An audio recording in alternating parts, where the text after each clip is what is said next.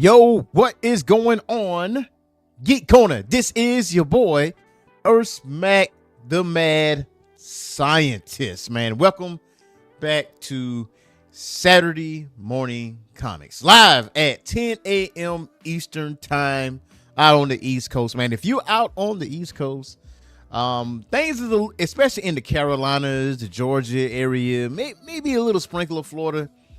There's a few tropical storms that's out there in the Atlantic, man, you know, causing a little bit of a ruckus. I wouldn't even say like super windy or anything like that, but I would definitely say a good bit of rain that's coming.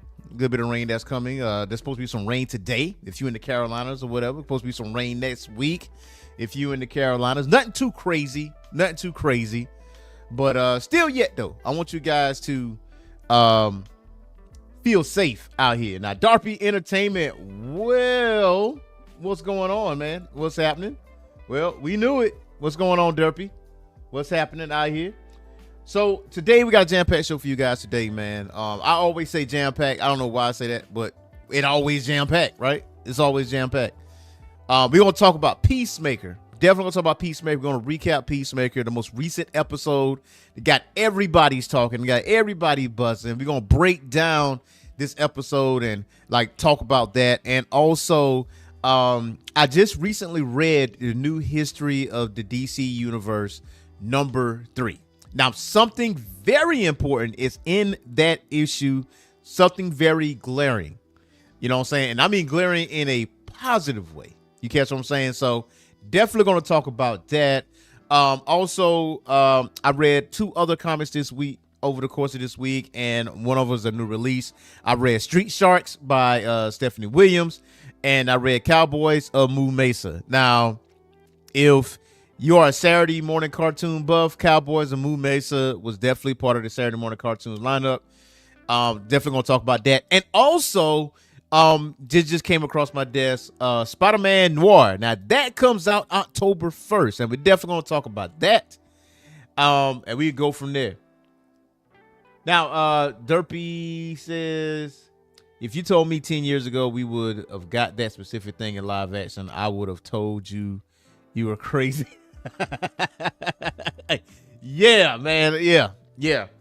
We're definitely going to jump into all those things, man. Now, I didn't get a chance to visit my LCS this week. I didn't really have a chance to visit, to pick up some new comics, but I did buy some digitally. Now, speaking of digital comics, now there are 3 specific apps that you can use, maybe 4, because I got them all on my tab. I'm looking at it right now. First things first, you need to get Global Comics, the Global Comics app, because if you love DC, if you love independent comics or anything of that nature, you need to download Global Comics. You pay like a monthly subscription and you get access to thousands, and I mean thousands of independent and DC comics at your disposal just to read. You know what I'm saying? You have access to that.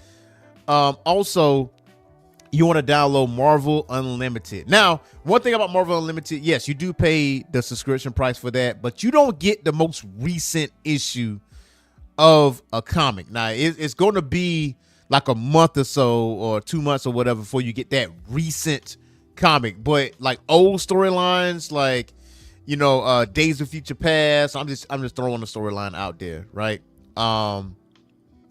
You can read that entire deal. If like a certain comic book run, like I just did Dr. Voodoo, Avenger of the Supernatural. I read that on Marvel Unlimited.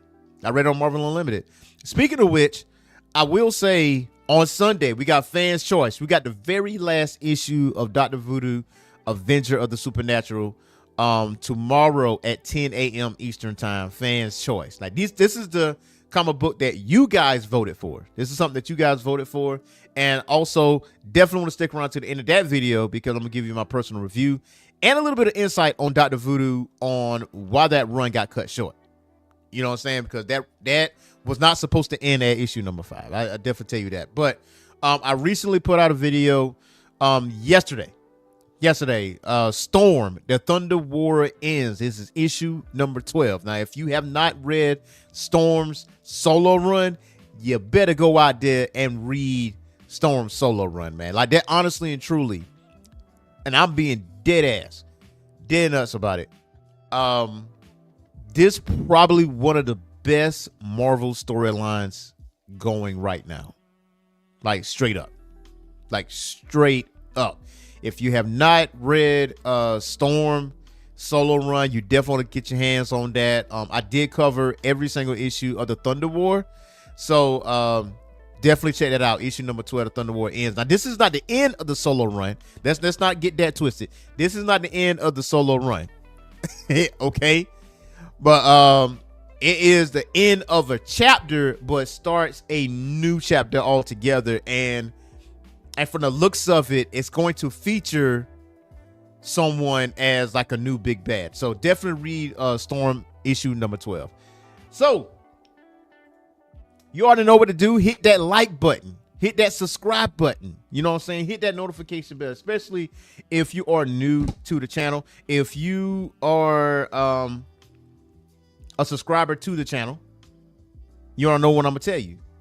Go ahead and hit that like button. Go ahead and share it with like-minded individuals like yourself, man. You got to do that.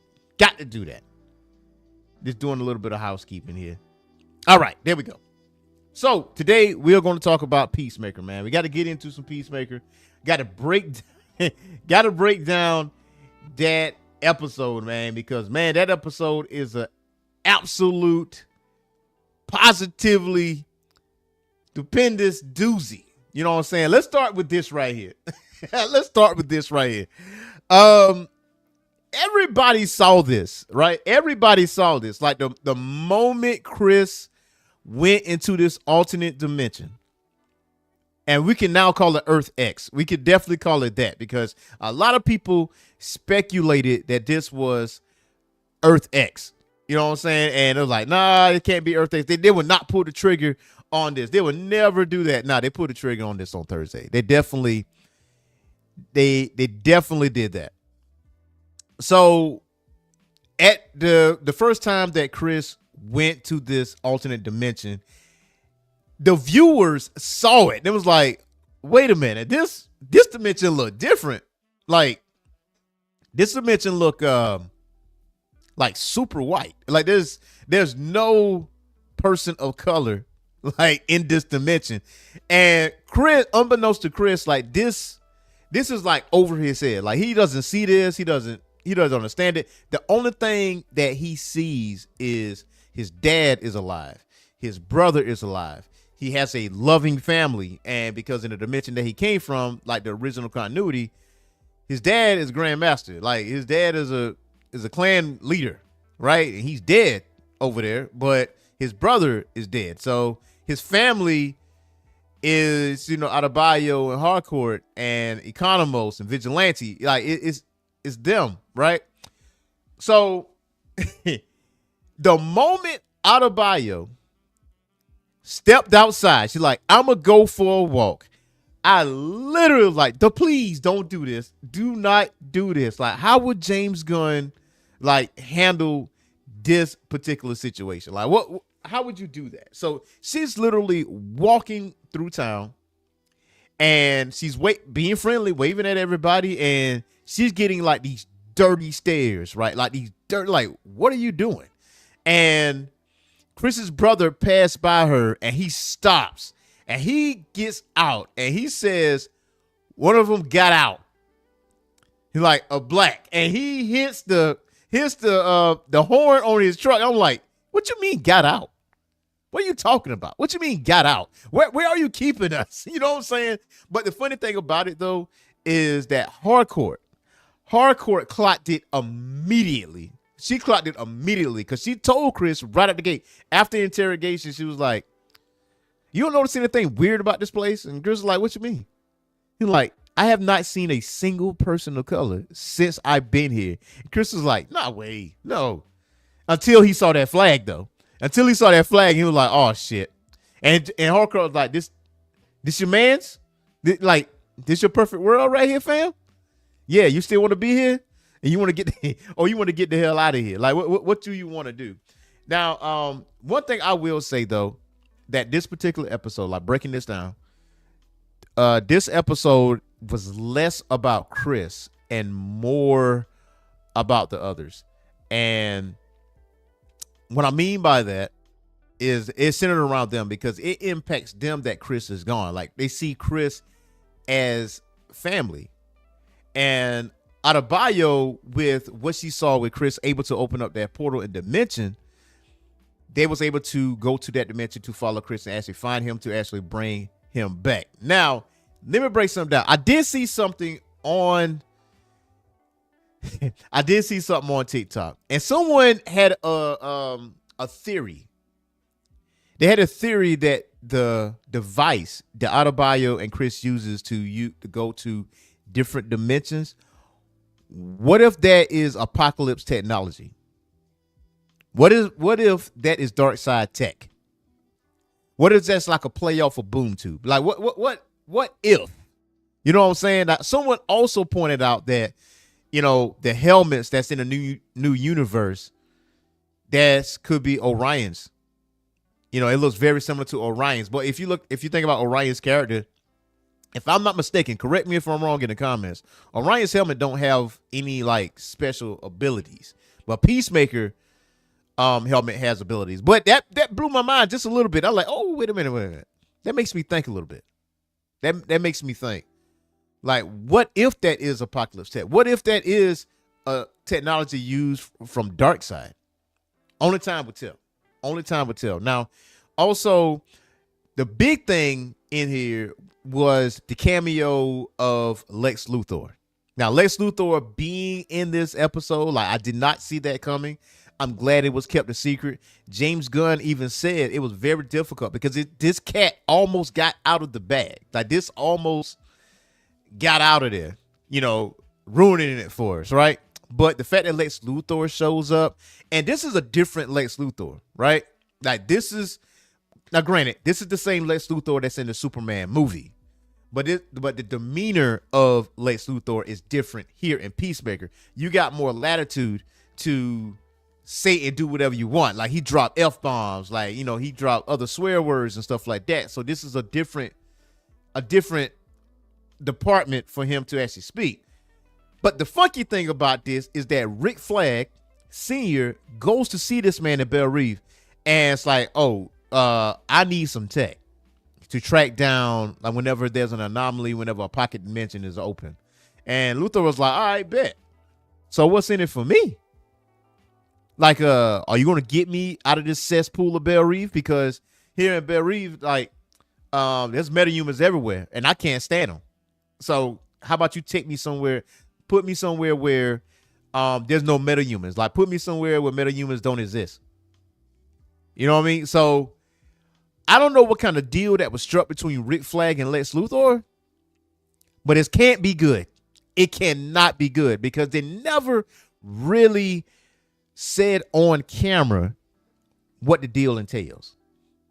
Now he told his counterpart, he's like, yeah, I'm sending him to this other facility or whatever the case may be, which is a mistake, by the way, because he's going to escape. He's going to get out by every stretch of the imagination. He's going to get out. And also, there's going to be a Superman sequel, Man of Tomorrow. So it shows the inside of a human brain. So that lets me believe that maybe Brainiac will make an appearance, and maybe Luthor and Superman will team up against Brainiac.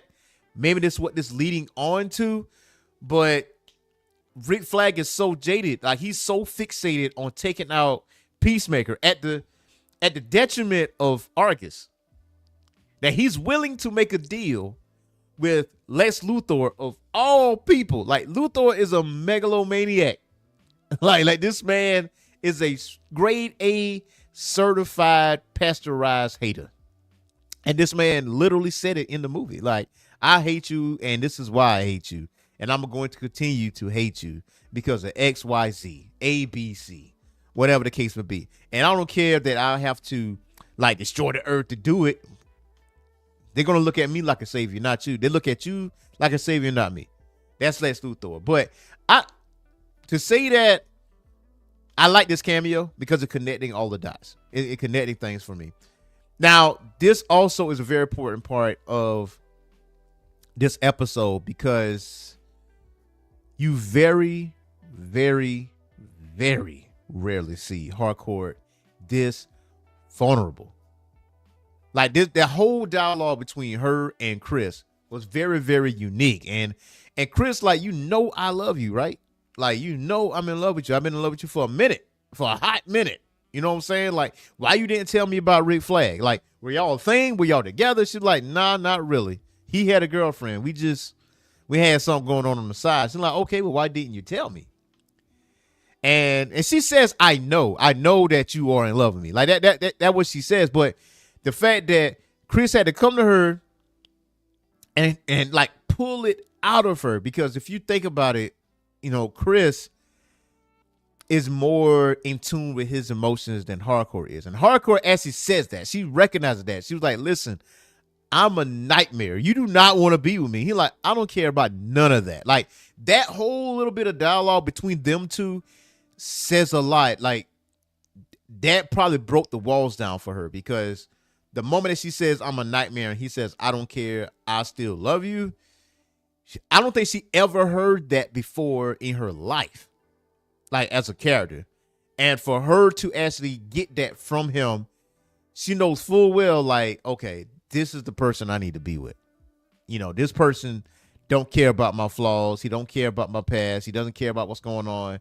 Yes, I got a effed up life, or whatever the case may be, but this person here in front of me do not care that I got an effed up life. That we need to get him out of here. You know what I'm saying? So I think at that point, that was like a turning point in their personal relationship. I think by the end of this season, they will officially be together. And that, honestly, Peacemaker needs a little bit of peace, man. You know what I'm saying? Like, he needs that. Now, here's the thing about that. Let's take it back to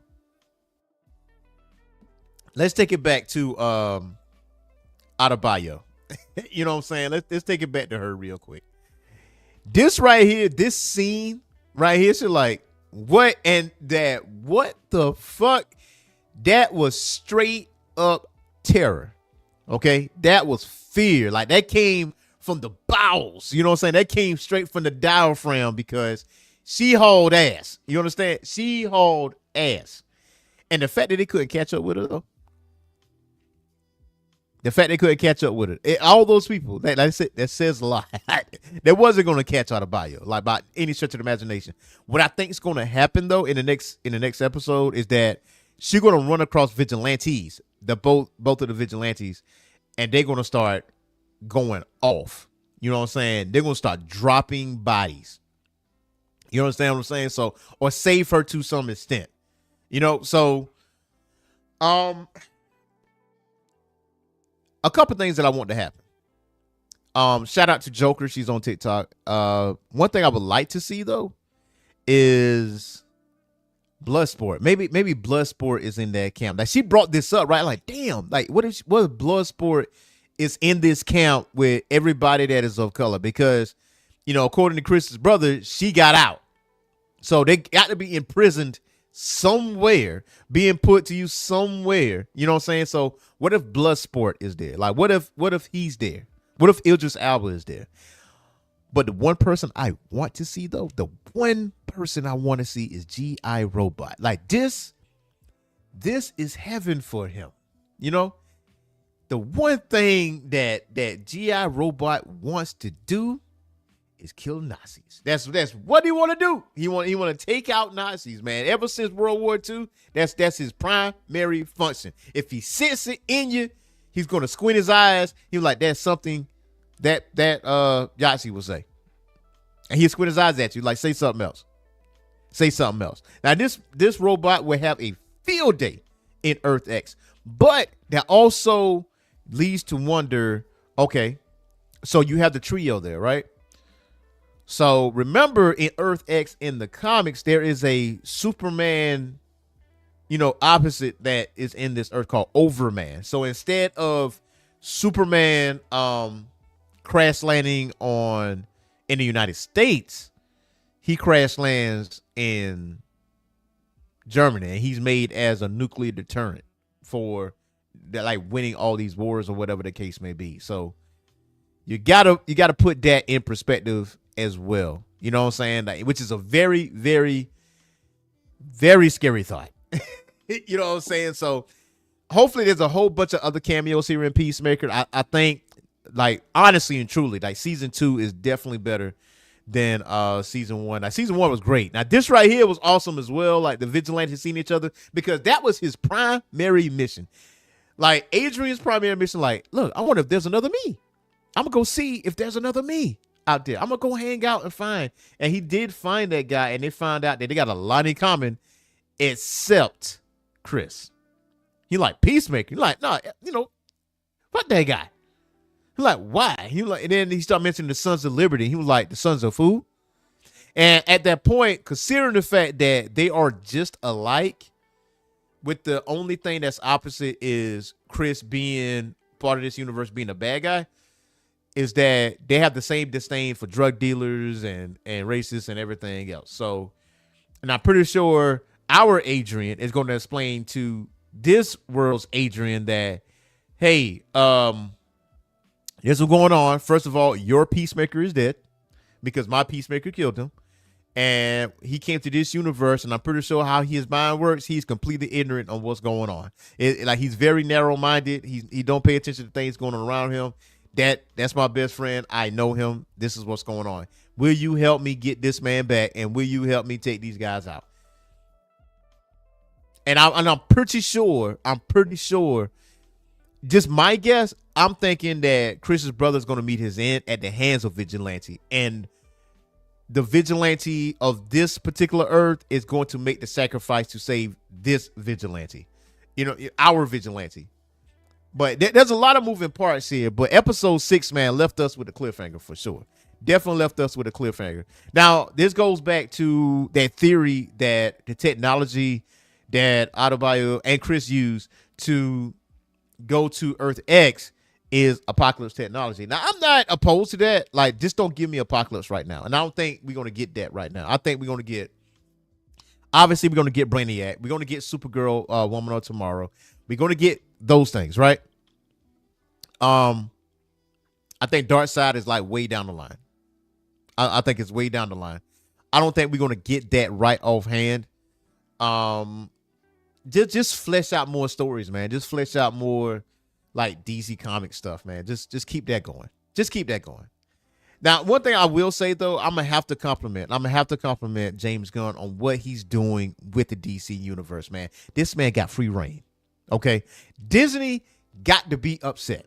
They got to be upset. They're not gonna say that on screen, but DC got to be upset.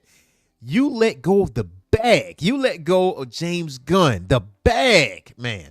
And I'm pretty sure he suggested like certain series, certain cartoons, or whatever the case may be. And Disney was like, nope. We're not going to do that. We're trying to be, more centered or whatever the case may be. But James Gunn got free reign over that, Warner Brothers. He is letting it fly. He is letting it rip by every stretch of the imagination, man. Because you think about it. You got Creature Commandos, like a animated series that is not for kids, like at all. The Suicide Squad. Okay, you're not going to have a successful rated R superhero movie. Yes, that was a very successful, rated R superhero movie. Again, Creature Commandos. Then you give me Peacemaker. You know what I'm saying? Because John Cena actually said in an interview, he said that he credits James Gunn so much because he broke a rule. Like, he broke a rule where he doesn't bring back someone that he's killed off on the show. And Peacemaker was definitely one of the ones that got killed off on the show. Like, he wasn't supposed to survive. But when Chris, he liked the way he acted in the Suicide Squad, and he was like, you know what? We need our own series. Like, I like the way John Cena acts. So let's make him. And honestly, John Cena even said, I wasn't the first choice. I wasn't first choice. He's like, I like the fact that I wasn't the first choice, that I had to work to get to that point. And that's why, to quote, that's why, I love James Gunn so much and him trusting me with this series. And Peacemaker has definitely been a breath of fresh air. Now, if you're not familiar with Peacemaker as far as the energy that it gives off, if you love The Boys, if you love Gen V, this basically the same vein, but just more concise. Like it's more like centered. It's not like all over the place, focusing on everything else. He's focused on this character, his friends, his issues, what he got going on, and push it forward. That's what that is. The DC universe is in good hands. In definite good hands. Okay. James Gunn, keep doing what you're doing. Now, the next thing we're gonna talk about is yes, the Milestone universe. Now, I just recently read the new history of DC Universe issue number 3. And one thing that is very, very glaring, here is this bad boy right here. The Milestone universe is officially part of the main DC continuity. Okay? Part of the main DC continuity, man. I'm happy about that. Yeah! They squabbling out there now. Yeah! Back, man. We back, man. Because, listen, those of you that are not familiar, that the Milestone universe where you got Static and Icon and the Blood Syndicate and Hardwired. So, you got these characters here. I know you're familiar with the cartoon series Static Shock. But in actuality, his name is Static. You know, a lot of people make that mistake, you know. But the Milestone universe were separate from the main DC continuity. Like, it had its own, like, particular run. Like, obviously, it came out in 93. And you had, a whole slew of characters of color that's in the Milestone universe, Earth M and the Dakotaverse. But this story is narrated by Barry Allen, the Flash. Now, this is 3 issues in, and it talked about the birth of the DC universe, like all the way from the beginning. You know what I'm saying? From the beginning, we talking before Superman, okay? And it's gradually working its way up. And honestly and truly, with this run of New History of DC Universe, it's actually, I wouldn't say righting some wrongs, but it's actually setting a preface for the main DC continuity, like certain events that happen, the aftermath of what's happened, the effects of it, characters that have been introduced, powers that's been introduced, and honestly, like I said, the most glaring thing, the biggest thing that I've seen in this issue is the Milestone universe being part of the main continuity. Now I have DC Power. Right? The power company, right? Can we have a power company run? Is that too much to ask for? Because this right here is making waves. Like, this right here is making some serious waves. Like, and especially in the comic book world. Like, look, all the brother want is some DC power company. That's it, man. I'm not asking for a whole lot. The DC power company, I definitely would like to have that. And if you haven't read like DC Power, you definitely got to read that. Okay. Black Lightning's run was pretty good. It's pretty decent. And so I got a comicbook.com. Give me 1 second. Comicbook.com. They actually broke that news through here. Now, it says here that the biggest change that the New History of DC Universe number 3 makes to DC history is the canon status of DC's Milestone imprint. Now, we got to tease that parts of it were going to be canon in New History of DC Universe number 1. Go check that out. Because Icon, Milestone Superman, is canon.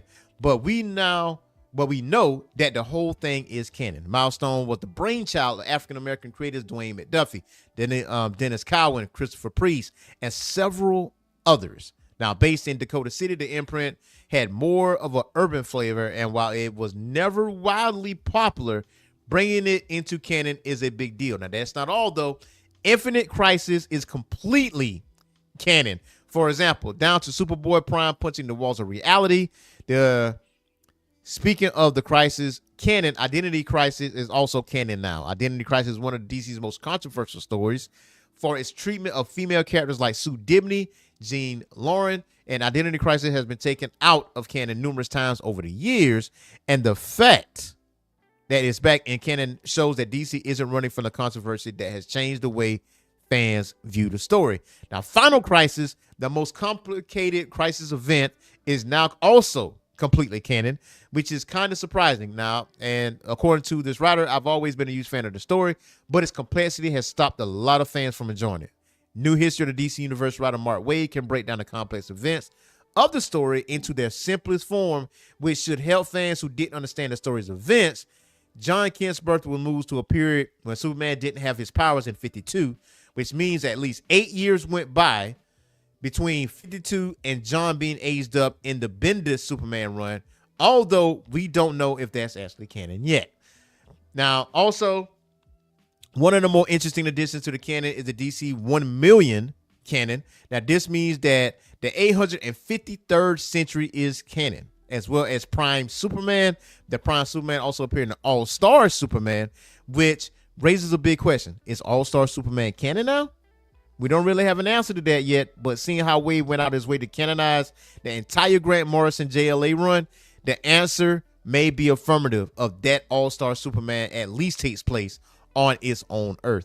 Now, like I said, there's a lot of other like moving parts with this, but for me, the biggest thing that stood out was Milestone becoming part of the main DC continuity. You know what I'm saying? So I can't wait to see what happens with that.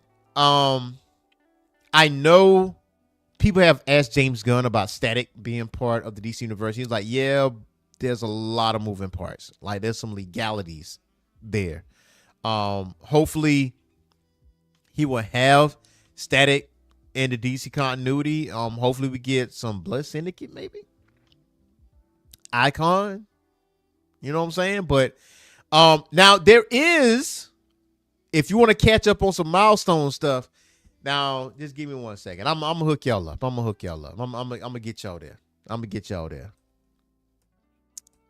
Now, I do have, excuse me for a second. I do have Static Season 1 right here. Now, this is a compact comic. If you have yet to read Static Season 1, go ahead and read Static Season 1. It's only $10. So go to your local bookstore and get you some Static Season 1.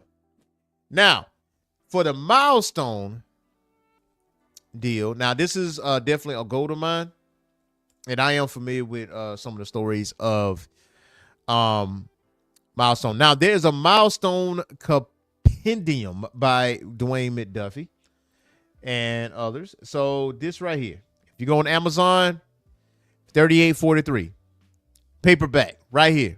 Do you see that? Milestone compendium number 1. Now, mind you, there are others, because there's Milestone compendium number 4, compendium 5, book 3, compendium 2. Yeah, there's a bunch. Okay, so go on Amazon. All you gotta do is type in Milestone compendium, and there you go. So go ahead and check that out. Milestone compendium. We got some more things to talk about here, and that is I read Street Sharks, man. Shout out to Stephanie Williams out here. I read Street Sharks, and I'm definitely gonna hook y'all up, tell y'all what was going on in this one, man. Because if you are a big fan of Street Sharks, now it is on Tubi. The whole series is on Tubi. So if you want to like get your Saturday morning comics flow and all the other stuff, like if you really, really, really want to do that, go check that out. But if you want to read some Street Sharks, man, writer is Stephanie Williams, man. This is a very good book. I read this, I would say about two days ago. I read it 2 days ago. Very, very good comic book. And matter of fact, I will have Stephanie Williams on this show. Yeah, I will have Stephanie Williams on this show in the coming week. So just be on the lookout for that. All right. Yeah. I hook y'all up. I do a little something. Now I'm gonna just give you a little bit. I'm not giving you the whole sauce. You got to go out there and buy your own sauce. But I'm just giving you a sample as far as what's going on, man. This artwork is amazing. The writing is amazing. Can't wait to see where this goes. Especially with Paradigm and the bad guys and the Shark brothers. Yeah. So that makes you definitely want to get up and go check out the cartoon series once again, because it's been so long since I watched that cartoon series. I'm not even gonna hold you. It's been a little minute, man. I got to refresh my memory as far as what's going on. But I'm very, very familiar with Street Sharks, though. What's funny about it is that I went to Soda City Comic Con and I saw Street Sharks figurines. I mean, like tall figurines. It's like, if you go right, like this is what it was. And like, dang, man, I want to buy one of those. But I was budgeting. I gotta save money and all that. But I did see that, and I immediately sent that to Stephanie. Like, yo, check this out, because she did tell me at Greenville Comic Con that she was working on Street Sharks and she got some other projects in the works, man. And she done some work with My Little Pony. She's done work with Nubia, who is the sister of Wonder Woman. Yeah, she did work on that as well. So if you haven't read Nubia, that is all her. That is Stephanie Williams. Okay, so she will be on the show. She will be on the show very, very, very soon. And I will be posting that. And that will be part of Saturday Morning Comics. And that will be a premiere. Now, one thing I will need to tell you is that next Saturday, we will not be live. However, we will still premiere at 10 a.m. Eastern Time.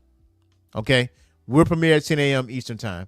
I will be out of town next weekend. So just to let you guys know that that's what's going on. Saturday Morning Comics will still press on. It just won't be live next Saturday. It will premiere Saturday at 10 a.m. Eastern Time. Still same time. It just won't be live. Now, the next thing I want to talk to you guys about is Cowboys of Moo Mesa. I read that yesterday. Loved it. Loved the artwork. Love what's going on with this. Cannot wait to see what happens. See what happens with this, man. Moo Montana.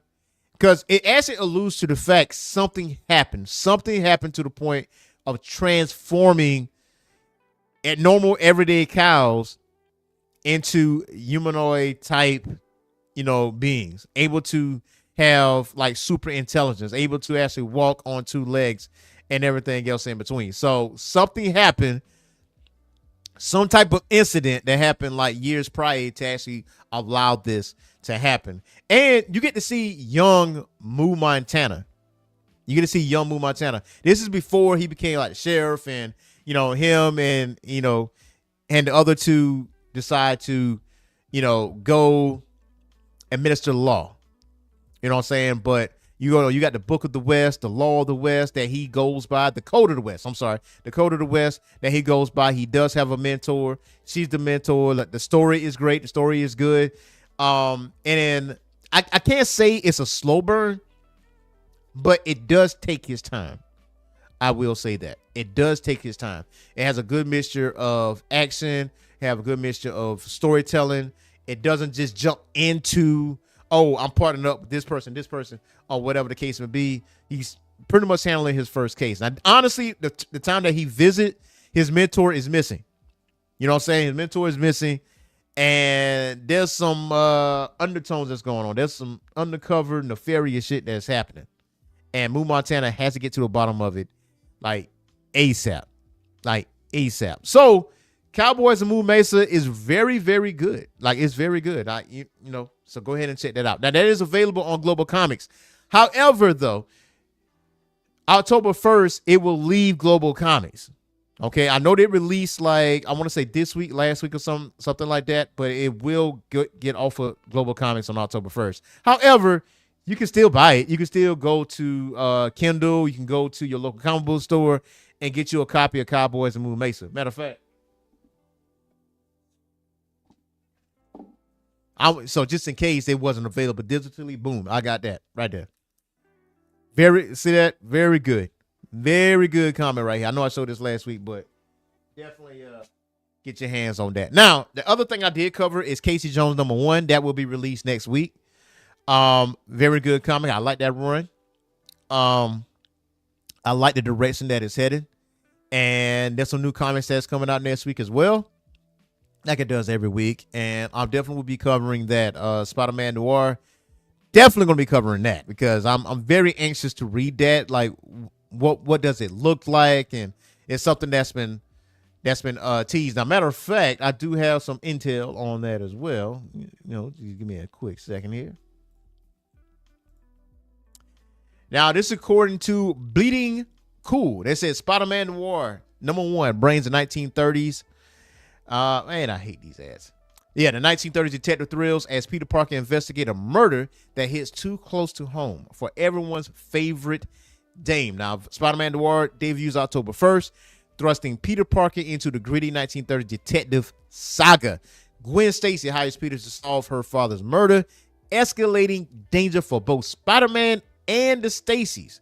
Now, Eric Larson and Andrea Broccardo delivers a fresh noir twist, full of mystery, action, and vintage style.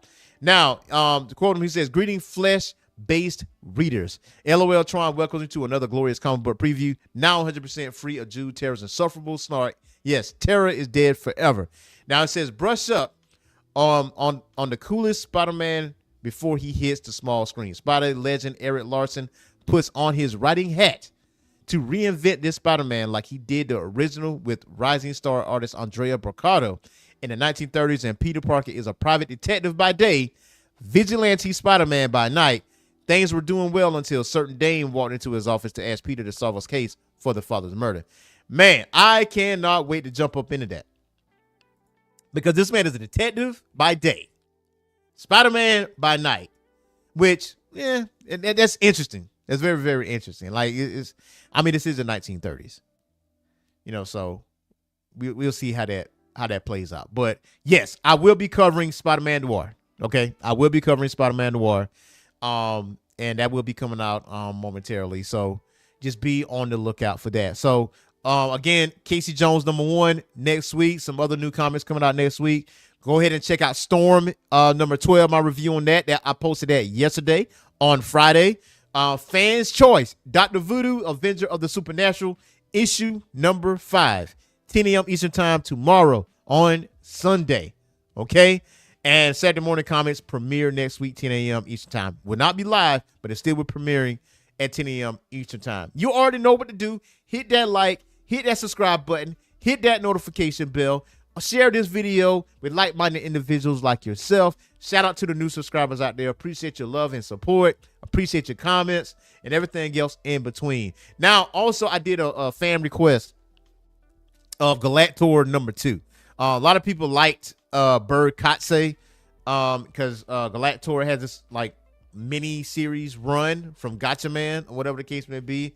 And, a couple people say, hey, can you do Galactor #2? So I did post Galactor #2. So if you are a fan of Gotcha Man, you're a fan of G-Force, Science Ninja Team, go ahead and check out Bird Katse Galactor #2. I did post that video earlier this week as well. So go ahead and check that out. So again, do not forget to hit that like and subscribe button and that notification bell. So until next time, y'all, peace.